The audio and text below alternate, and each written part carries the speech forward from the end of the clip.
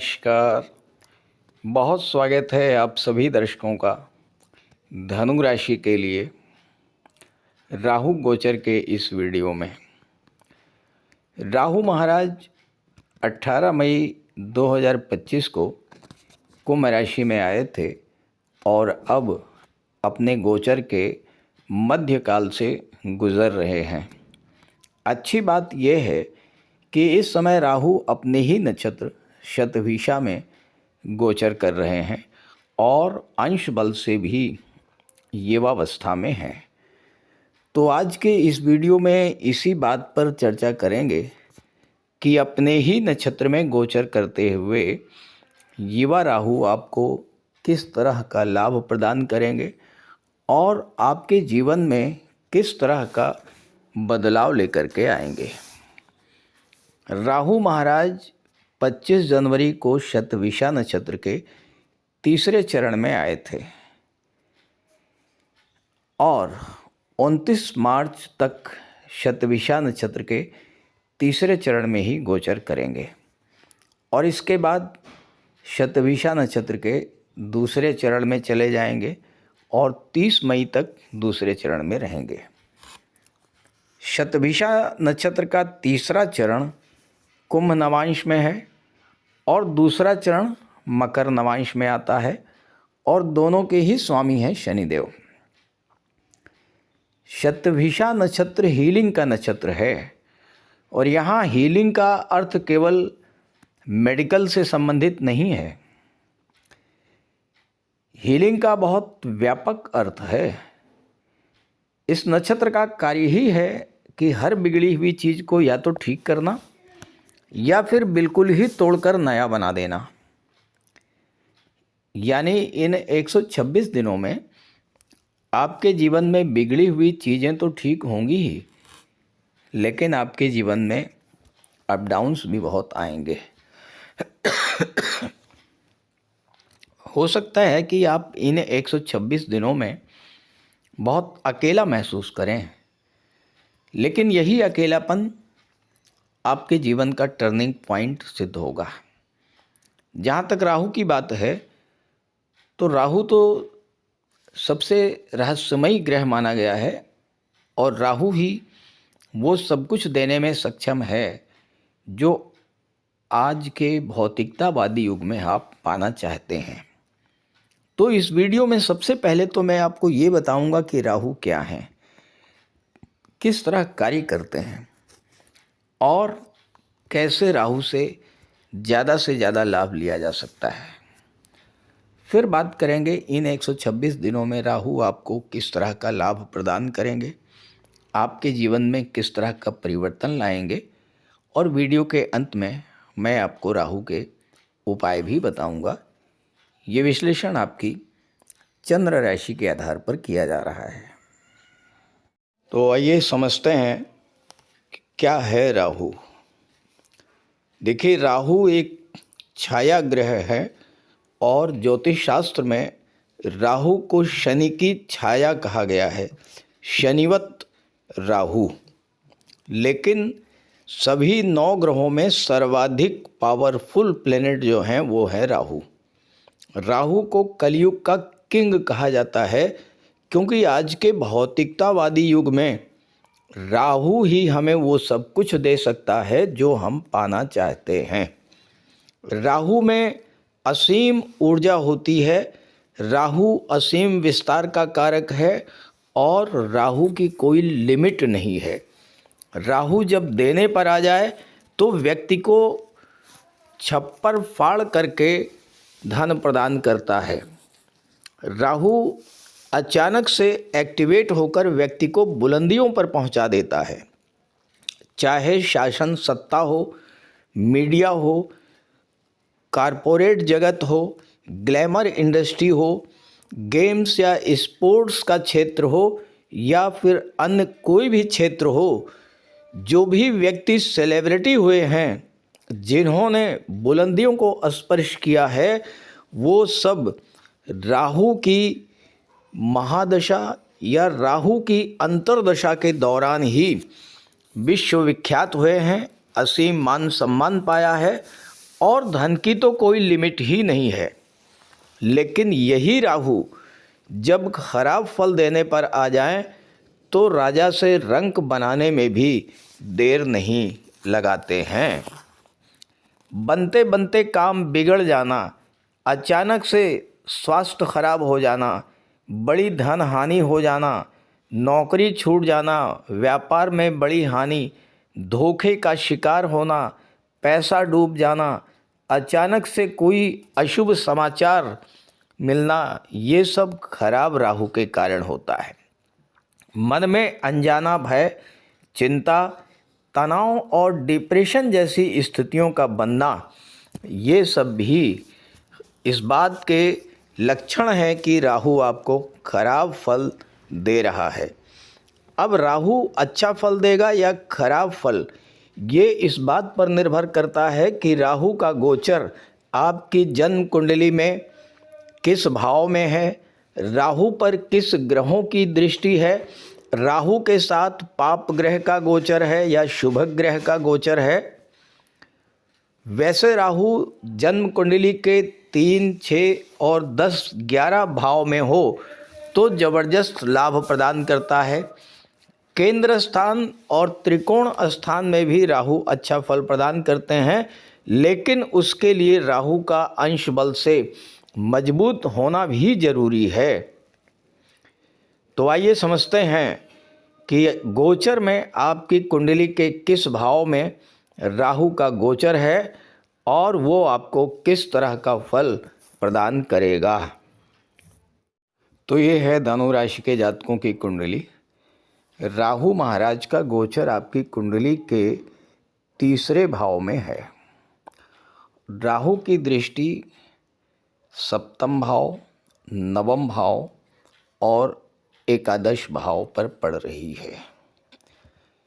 कुंडली का 3रा, 7वां और 11वां भाव, जिसे काम त्रिकोण कहा जाता है, यानी वो भाव जो आपकी इच्छा पूर्ति को दर्शाते हैं। तो आगे बढ़ने से पहले मैं एक चीज़ ये आपसे कहना चाहूँगा कि राहु का संबंध 3, 7, 11 भाव से बन रहा है। कोई ना कोई पुरानी इच्छा इस गोचर काल में आपकी अवश्य ही पूरी होगी और आने वाला समय एक साधारण परिवर्तन नहीं होगा, बल्कि आपकी अपेक्षा से कहीं बड़ा बदलाव होगा। राहु महाराज शतभिषा नक्षत्र में गोचर कर रहे हैं और शतभिषा नक्षत्र के 4 चरण होते हैं। चूँकि राहु हमेशा वक्र गति से गतिमान होते हैं, तो पहले 4थे चरण में, फिर 3रे चरण में, फिर 2रे और फिर पहले चरण में गोचर करेंगे।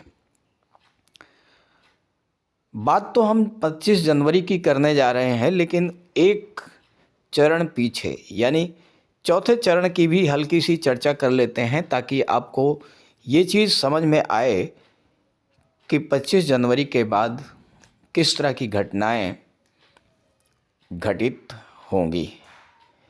देखिए, 4था चरण जो है वो मीन नवांश का है और मीन राशि आपकी कुंडली के 4थे भाव में है और इसके स्वामी हैं देवगुरु बृहस्पति।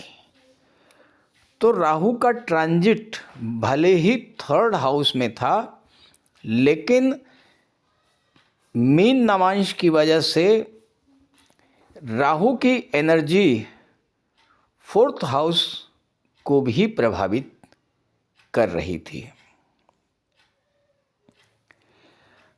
अब देखिए, 3रा भाव क्या है? ये कम्युनिकेशन पावर का है, निर्णय क्षमता का है और राहु नए और इनोवेटिव आइडियाज़ प्रदान करते हैं। तो आपने उस दौरान 23 नवंबर से 25 जनवरी के बीच ये महसूस किया होगा कि आपके पास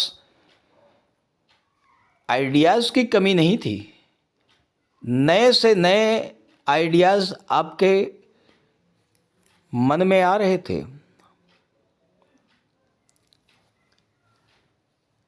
प्लानिंग भी थी और अपनी बात करने का साहस भी था। नया काम, नई स्ट्रेटजी, नेटवर्किंग, अपने रिलेशन, अपने कॉन्टेक्ट्स के सहयोग से आगे बढ़ने के कई मौके आपके जीवन में आए। और फोर्थ हाउस एक्टिव होने के कारण घर, प्रॉपर्टी, वाहन, इस तरह के जुड़े मुद्दे भी आपके सामने बार बार आते रहे होंगे। लेकिन चूंकि मीन नवांश में थे और मीन राशि का स्वभाव है कि अभी नहीं, बाद में देखेंगे, थोड़ा सा ढीलापन, थोड़ा सा आलस्य, और इस वजह से कई मौके आपके हाथों से फिसल गए। अगर सही समय पर आपने सही बात रखी होती तो शायद आपकी डील फाइनल हो जाती। लेकिन जो कल पर टालने वाला एटीट्यूड था, उसके कारण आपका काम नहीं हो पाया।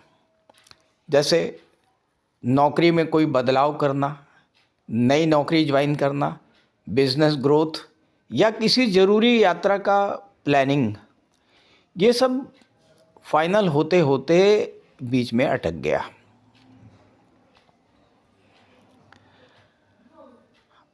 सच तो ये है कि अगर मीन नवांश का प्रभाव नहीं होता और आपके जीवन में जो मौके मिले उन्हें आप कैश कर लेते तो अब तक आपको बहुत ही ज़बरदस्त रिजल्ट्स मिल चुके होते। हालांकि इसका एक लाभ आपको मिला होगा कि राहु की जो डिस्ट्रक्टिव एनर्जी है उसे मीन नवांश ने कंट्रोल में रखा। यानी कोई प्रॉपर्टी से जुड़ा मैटर, विवाद, या कोई घरेलू विवाद, या आपकी कोई प्लानिंग, ये समय से पहले बाहर नहीं आई। अब जबकि 25 जनवरी को राहु महाराज शतभिषा नक्षत्र के दूसरे चरण में प्रवेश कर चुके हैं, तो कुंडली के थर्ड हाउस में राहु, कुंभ राशि और शतभिषा नक्षत्र, तीनों का पूरा पूरा प्रभाव देखने को मिलेगा। तो अब किसी भी काम के बीच में अटकने की गुंजाइश नहीं है। पहले के दौर में आधे मन से आपने जो फैसले लिए थे वो फैसले भी इस समय पूरे होंगे।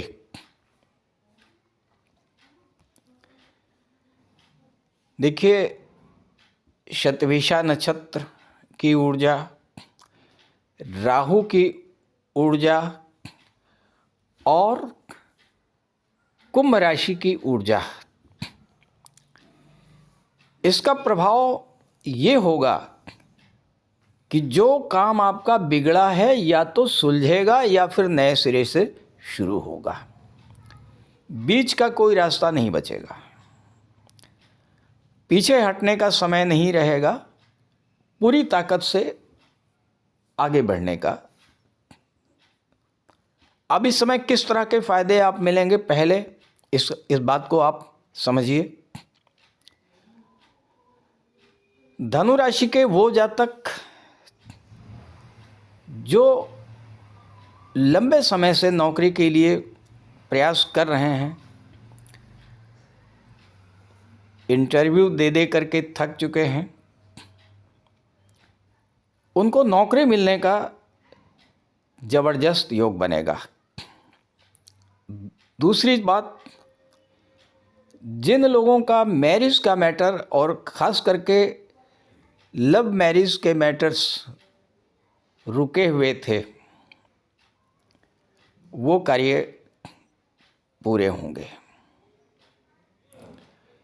तीसरी बात, जिनका इंक्रीमेंट प्रमोशन रुका हुआ था या जो नौकरी में थे और ट्रांसफ़र चाहते थे, लंबे समय से उनका कार्य नहीं हो पा रहा था, तो अचानक से आपका काम बन सकता है।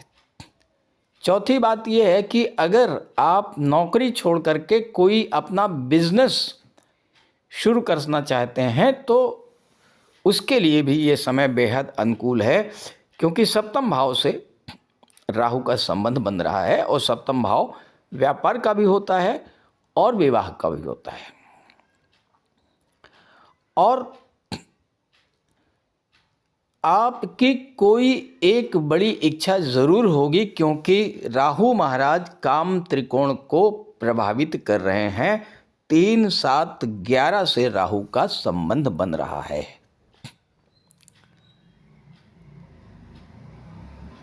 राहु महाराज आपका कॉन्फिडेंस बढ़ाएंगे, नई ऊर्जा, नया उत्साह और इनोवेटिव आइडियाज़। जो बातें पहले आप केवल सोच रहे थे, अब वो एक्शन में उतरेंगी।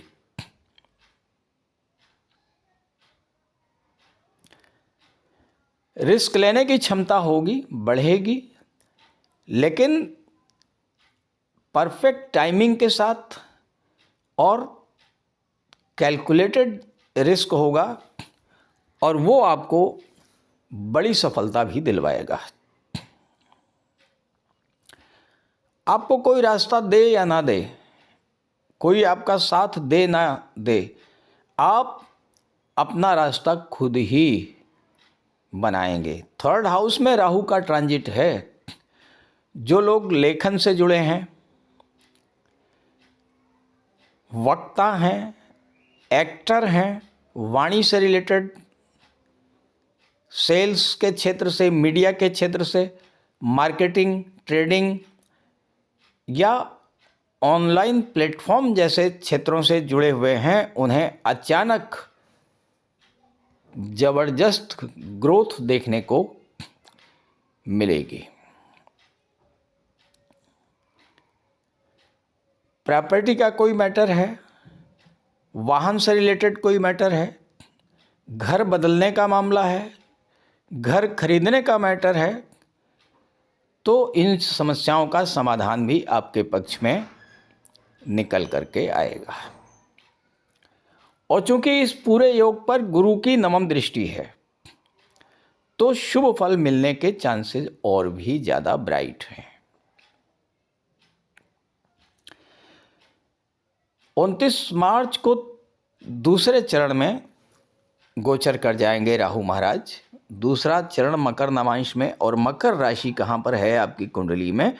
मकर राशि है धन भाव में, 2nd हाउस पर। तो इस पूरे कॉम्बिनेशन का सीधा सा असर 2nd हाउस पर पड़ेगा।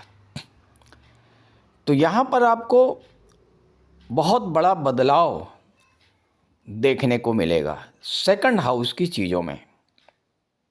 यानी अब आपके एफर्ट्स और आपकी इच्छाओं का सीधा संबंध धन के साथ जुड़ जाएगा।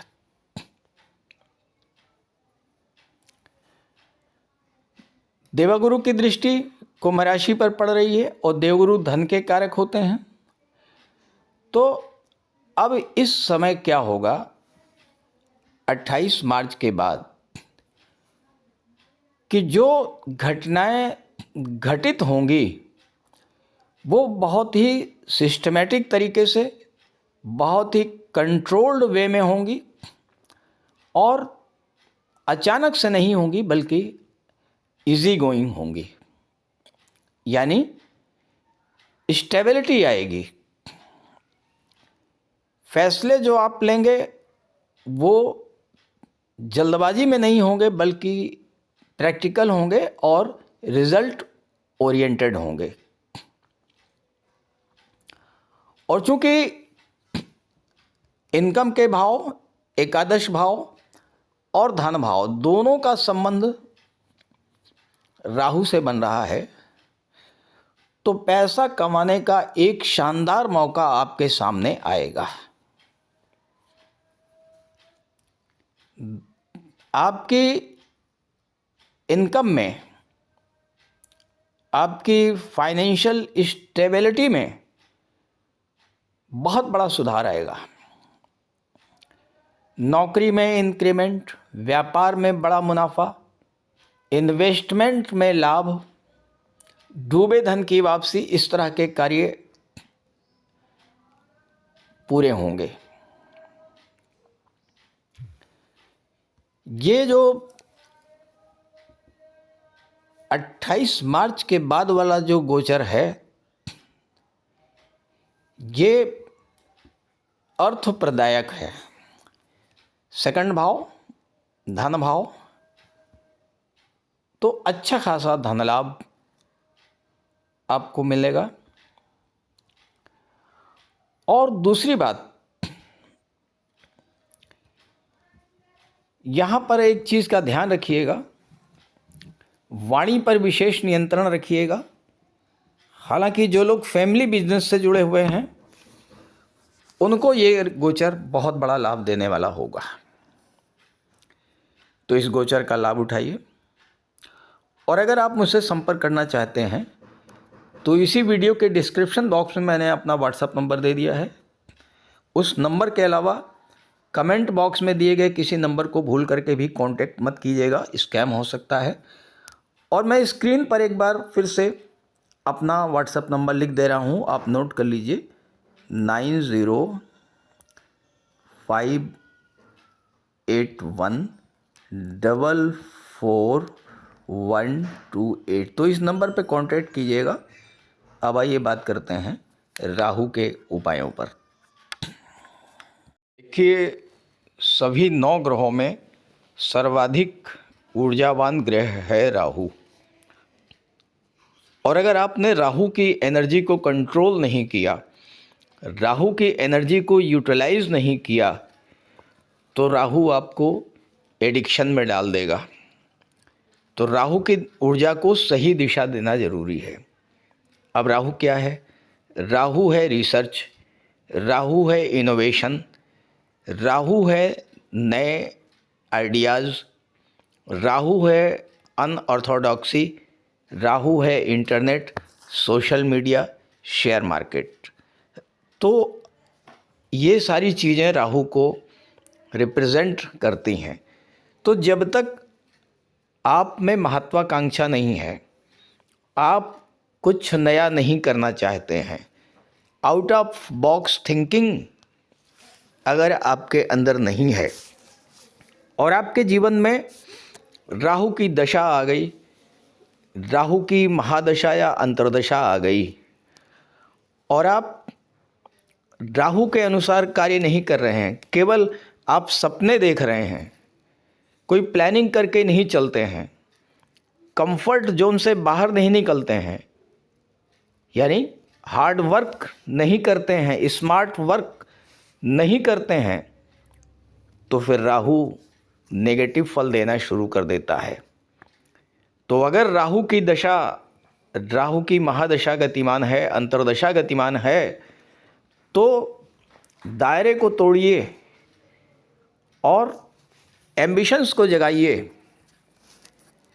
सपने देखिए और उन सपनों को हकीकत पर लाने का प्रयास कीजिए। अब अगर राहु आपको खराब फल दे रहा है तो क्या होगा? आप किसी न किसी लत के शिकार हो जाएंगे। कुछ नहीं तो मोबाइल के ही लत लग जाएगी, शराब की, जुए की लत लग जाएगी, गलत संगति हो जाएगी, समय पर आप सो नहीं पाएंगे, नींद खराब होगी तो एंजाइटी होगी, धैर्य की कमी आएगी, चिड़चिड़ापन आ जाएगा और आप अपने आप को बिल्कुल अलग थलग कर लेंगे। हो सकता है डिप्रेशन में चले जाएं। गलत संगति है तो एडिक्शन हो जाएगा। ओवर थिंकिंग अचानक से जमा जमाया काम छोड़ करके कुछ और करने की कोशिश करना, अनजाना भय, बार बार नौकरी बदलना, इस तरह की चीज़ें खराब राहु करा देता है। तो अगर आपके साथ ऐसा हो रहा हो तो क्या करें? देखिए, राहु क्या है? राहु के पास केवल सिर है, राहु है हेड। और हेड का मतलब क्या है? आपके घर की छत। तो पहला काम क्या करें? घर की छत को बिल्कुल साफ सुथरा रखें, कोई कबाड़ वहाँ पर ना हो, सीढ़ियों को साफ रखें, बाथरूम टॉयलेट को साफ रखें, और शनिवार के दिन किसी सफाई कर्मचारी को कुछ दान कर दें। शराब, सिगरेट, इसके एडिक्शन को ख़त्म करें, इसकी लत को छोड़ें। नहीं छोड़ पा रहे हैं तो इसकी मात्रा को कंट्रोल करें। उन चीज़ों के बारे में बिल्कुल ना सोचें जिन पर आपका कंट्रोल नहीं है। ओवर थिंकिंग को अवॉइड करें। शाम के समय शनिवार के दिन हल्की रोशनी में राहु के मंत्र का जाप करें, ओम रांग राहवे नमः। और शनिवार के दिन एक जटा वाला नारियल अपने सिर से 7 बार उतार करके बहते जल में प्रवाहित कर दें या शनि मंदिर में डाल दें। और जब ओम रांग राहवे नमः का जाप करें तो चंदन का प्रयोग करें। चंदन की खुशबू वाली अगरबत्ती जला करके ओम रांग राहवे नमः का जाप करें। ये बहुत आसान से उपाय हैं और अगर आप इसे करते हैं तो आपको राहु के शुभ फल मिलने शुरू हो जाएंगे।